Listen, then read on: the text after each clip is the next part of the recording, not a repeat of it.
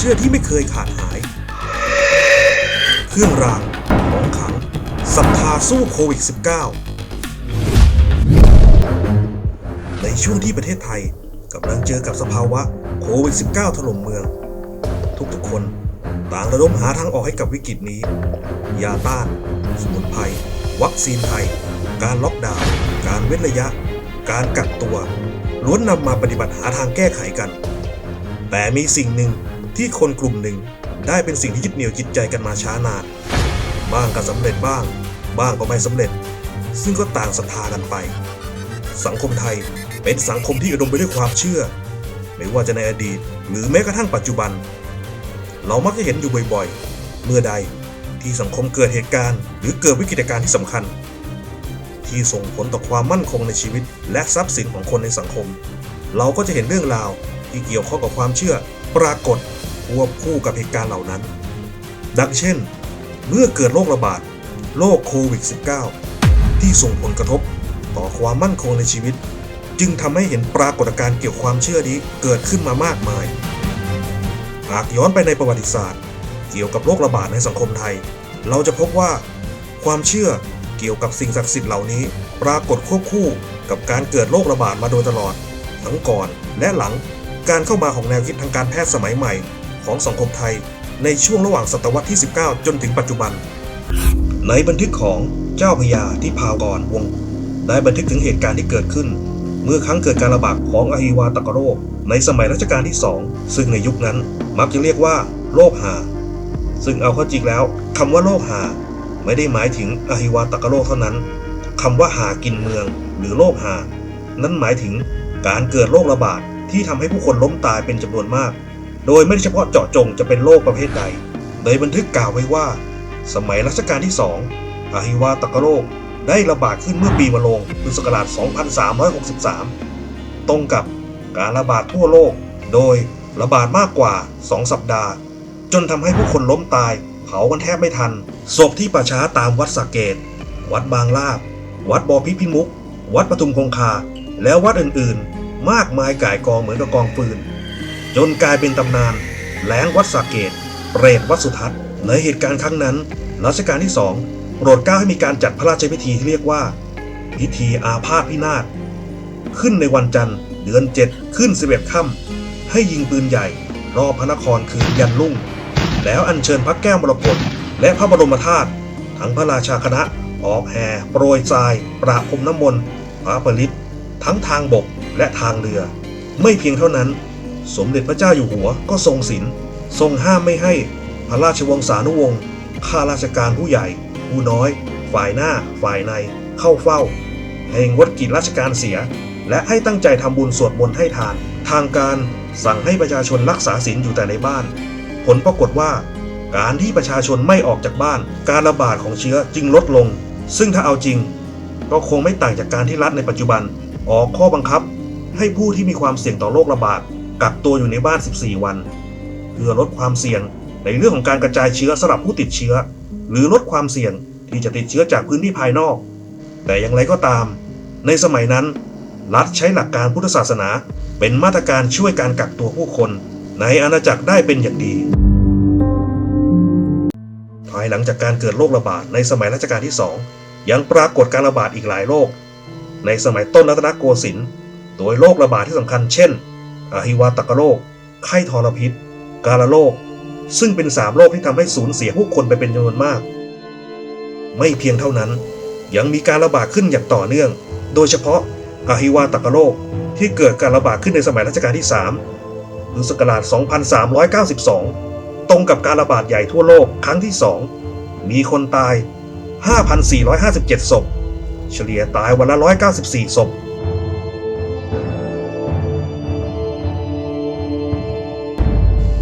ในสมัยรัชกาลที่ 4เกิดการระบาดขึ้นในพุทธศักราช 2403 ตรงกับการระบาดทั่วโลกครั้งที่ 3และอีก2ครั้งใหญ่ในสมัยรัชกาลที่ 5คือระบาดใหญ่ในปีละกาพุทธศักราช 2416 ตรงกับการระบาดใหญ่ทั่วโลกครั้งที่ 4ในปีมะเส็งพุทธศักราช 2424 ในช่วงเวลาเดียวกันแนวความรู้เกี่ยวกับทางด้านวิทยาศาสตร์ความเป็นเหตุเป็นผลรวมถึงการแพทย์สมัยใหม่ ก็เริ่มมีอิทธิพลกับชีวิตคนชนชั้นในสยามในช่วงเวลานั้นโดยเราจะเห็นการปะทะกันของสองความคิดนี้ในความคิดของรัชกาลที่5ที่ทรงมีพระราชวินิจฉัยเกี่ยวกับพิธีอาพาธพินาศที่เกิดขึ้นในสมัยรัชกาลที่2ในพระราชพิธี12เดือนไว้ว่าเมื่อคิดเสาะแสวงหาเหตุผลว่าเกิดขึ้นโรคระบาดอันใดก็ไม่สามารถที่จะทราบได้ในเวลานั้นด้วยมิได้เคยทดลองสังเกตสังกามาแต่ก่อนยาที่กินนั้นก็เป็นยาเดาขึ้นใหม่กินยาก็ต้องเป็นการลองไปในตัวคนจึงตายมากจนเห็นกันว่าไม่มียาอันใดจะแก้ไขได้ความคิดที่เชื่อว่าพระผู้สร้างโลกเชื่อผีดีหรือเทวดาเชื่อผีร้ายคือปีศาจก็เข้ามาครอบงำความคิดคนทั้งปวงในเวลานั้นอาพาธพินาศซึ่งพระราชพิธีนี้เคยมีมาแต่กาลโบราณและคนส่วนใหญ่ก็เชื่อถืออาจไม่มีผลทางการแพทย์แต่ก็ช่วยระงับความกังวลใจให้แก่ประชาชนในยามทุกข์ไม่เพียงเท่านั้นยังทรงพระราชวินิจฉัยอีกว่าการพระราชพิธีจึงไม่ได้มีประโยชน์อันใดคนที่เข้าขบวนแห่และหาพระพุทธรูปและพระสงฆ์เดินไปกลางทางก็ล้มลงขาดใจตายที่มาถึงบ้านแล้วจึงตายก็มีมากและตั้งแต่ตั้งพิธีแล้วก็ยิ่งกำเริบหลายแรงหนักขึ้นด้วยอากาศยิ่งร้อนจัดหนักขึ้นตามธรรมดาฤดูคนทั้งปวงก็พากันลงว่าเพราะการพิธีนั้นสู้ผีไม่ได้ผีมีกำลังมากกว่า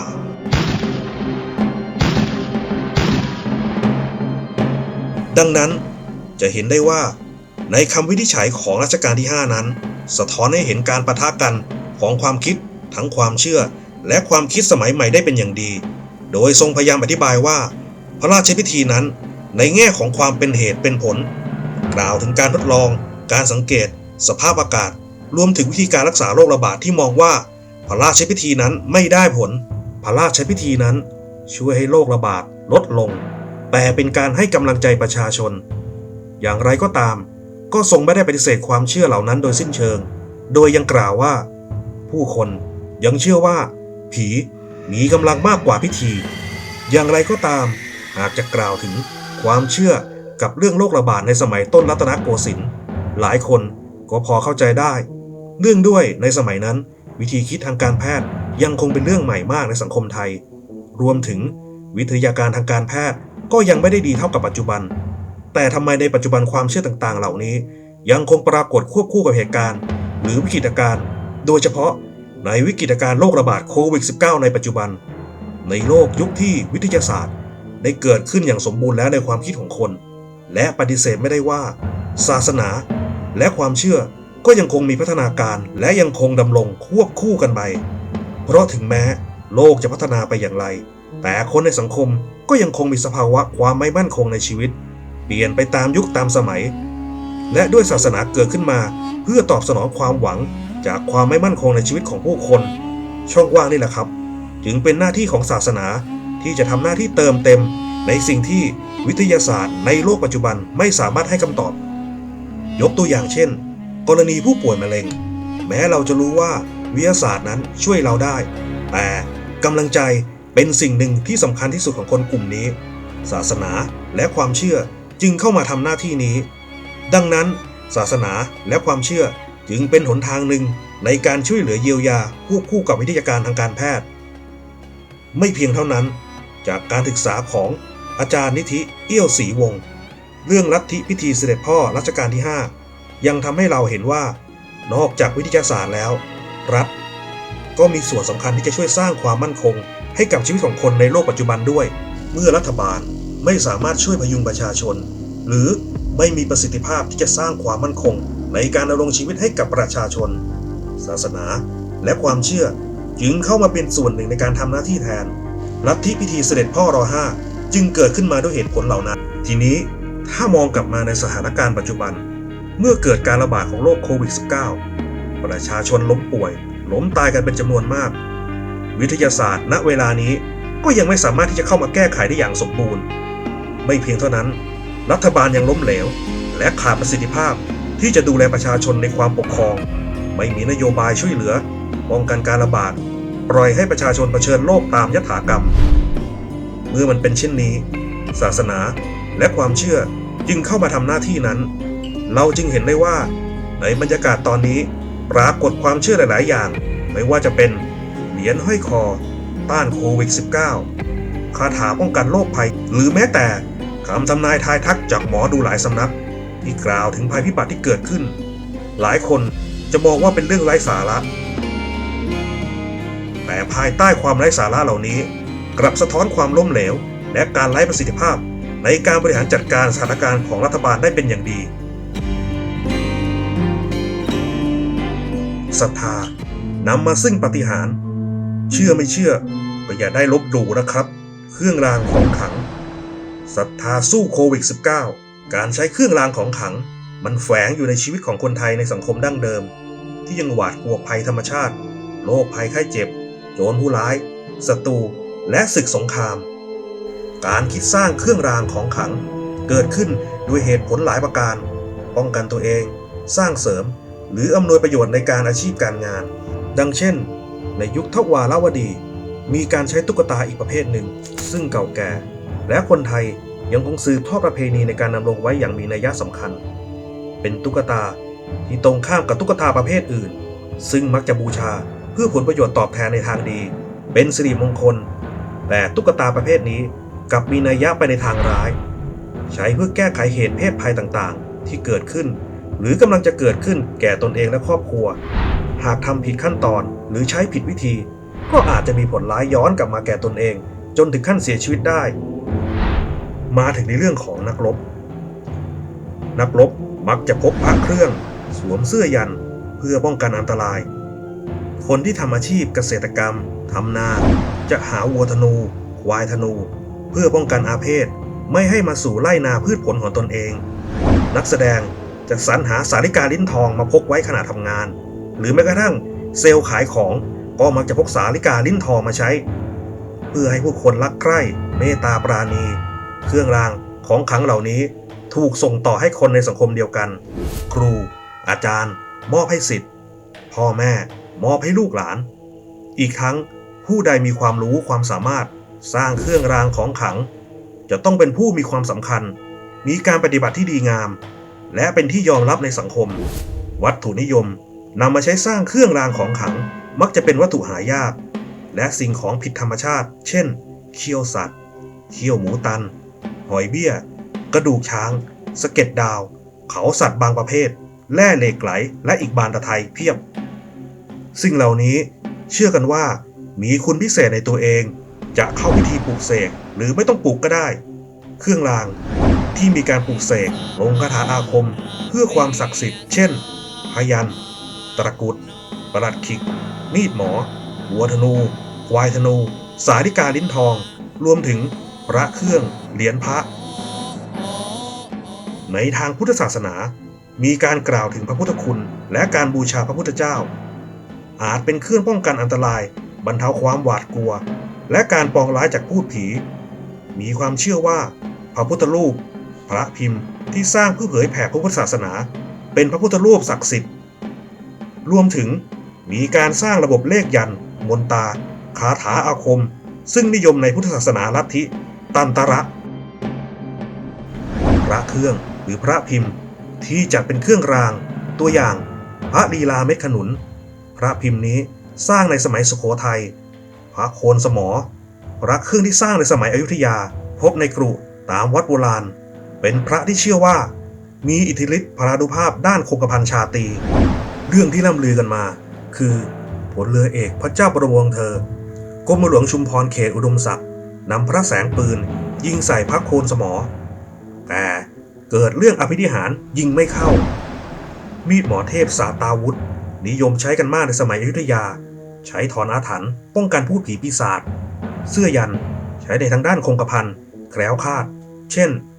เสื้อยันที่ลงด้วยคาถานะโมพุทธายะไตรสรณคมและหัวใจคาถามหาอุดหรือลงด้วยพระนวะโลกุตระธรรมคาถาพระเจ้าห้ามอาวุธผ้าสิ้นแม่เป็นเครื่องรางที่ทหารไทยนำติดตัวไปรบผ้าสิ้นแม่